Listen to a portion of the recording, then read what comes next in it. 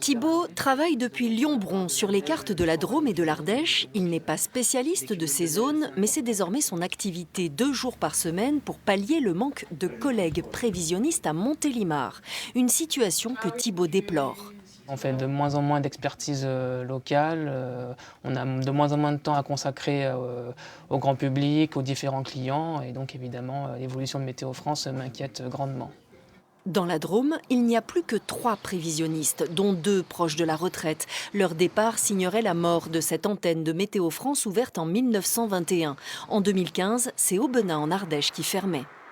L'Ardèche, la Drôme, des clients de Météo France, car les services routes de ces départements ont besoin de prévisions spécifiques. Exemple avec le bulletin du jour qui annonce un risque de verglas. Il est possible qu'il y ait un patrouilleur qui parte, qui aille vérifier sur le terrain, et puis le déclenchement, si nécessaire, d'engins de traitement.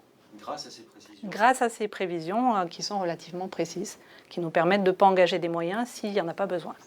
Et pour lever le doute, il est encore possible aujourd'hui d'appeler directement la station de Montélimar. Mais d'ici à 2022, Météo France fermerait la Drôme et 4 autres antennes locales. À terme, toutes les prévisions seraient faites ici, à la direction de Lyon-Bron.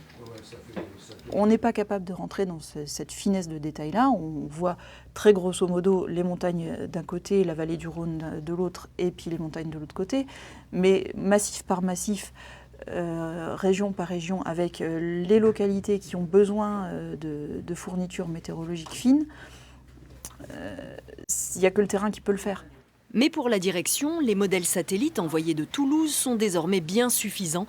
Un seul prévisionniste serait donc tout à fait capable de gérer plusieurs départements.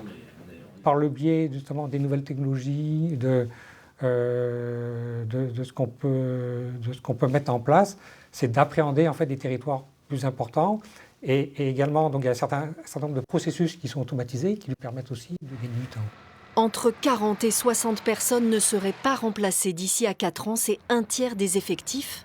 Certains prévisionnistes annoncent déjà qu'un vent tempétueux de force inconnue risque fort de souffler sur notre région.